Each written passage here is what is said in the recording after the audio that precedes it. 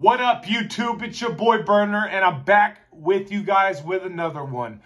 Please make sure that you guys are subscribed to the stream, and please make sure you guys got all notifications on. This is going to allow you guys to be able to watch every upload that I actually upload to here. It's going to notify you guys. It's very important. Now, in today's episode, we are going to be talking about the intake process of prison and what actually happens or is to be expected when you go from county jail to prison. Now, Utah's a little bit different because Utah has undetermined sentencing like a few other states, but most states don't have that. So a judge don't tell us how much time we're doing. So we're one of the only states that prior to going to prison, we don't know how much time we are facing. We have to spend anywhere from 3 to 6 months in prison before the Board of Pardons even sees us. So when they transport you from county jail, they usually do it on Tuesdays and Thursdays. Now, I'm talking about the situation I was in, which is Utah. A lot of people have never been locked up there, so it might be different in other states, but I'm telling you what happened to me. So Tuesdays and Thursdays are the move. Now, usually they don't do moves any other time except the county jails on any other day than that. But prison moves are Tuesdays and Thursdays. Now, the prison comes, they strip search you, and they make sure that you're not bringing anything from county jail to the prison. So what they do is they do the squat, cough, lift up your arms, your sack, bend over, cough, do all that good shit.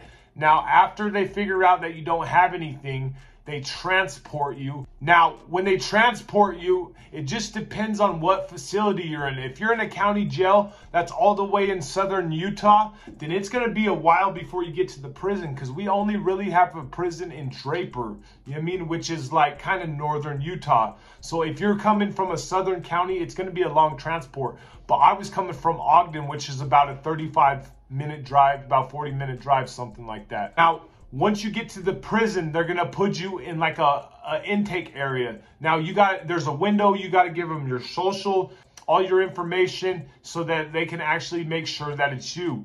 And then they take you and they chain you to a bench and you await medical. Now, medical takes you in there after about 15, 20 minutes. They ask you all kinds of questions. You're allergic to this, you're allergic to that. So if you have food allergies or you're diabetic, what they're going to do is they're going to jot that down, and they're going to be able to send you your proper diets or be able to get your insulin to your housing units, so on and so forth. They see if you got Hep C, they check you for AIDS. Once you get cleared, they send you to another section. It's called the library. And prior to going to the library, the cops dress you out and they take pictures of your tattoos.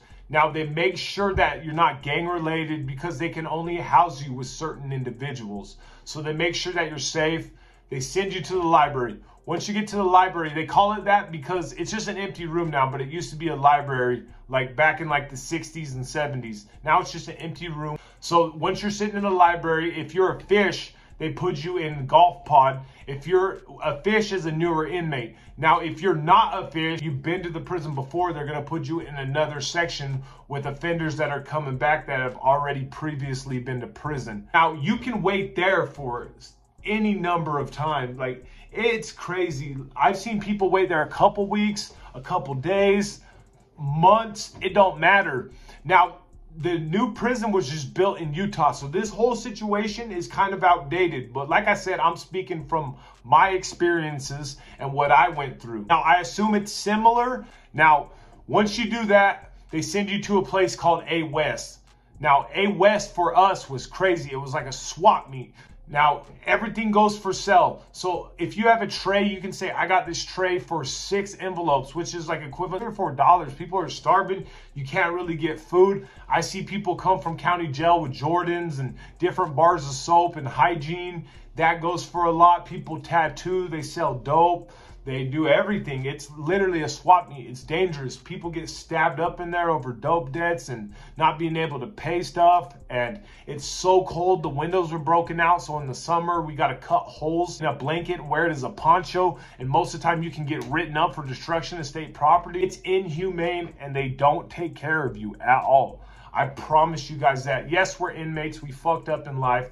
But there's no need for us to sit there and be treated like we're just some kind of animals or dogs. Now, once you're in A West, I've seen people sit there for anywhere from 4 weeks to 22 to 24 weeks, like a long time, months, y'all. So it just depends when they want to transfer you. But after A West is when they send you to the yard. Now, once you touch down on the yard, they're going to put you usually with your people if you're in a gang. If not, they're just going to put you with like random people that they think that you would be able to be housed with. And then you just figure out your life pretty much. You see the Board of Pardons, and after you see the Board of Pardons is when you actually know how much time that you got. So you're like, all right, I got 19 months here, or I got 5 years here. And after you do that, and you know exactly what you need to like prepare for, is when you start figuring out your workout routines, getting up and cleaning your cell at like a specific time. Like that's when you just build all that.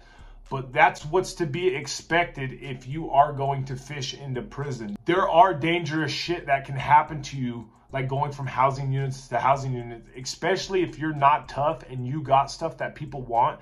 There are going to be people that are going to test you and try to check you and take your shit. Like I said, prison is dangerous. You should not want to go there because it is bad, y'all. So make good decisions. Love y'all.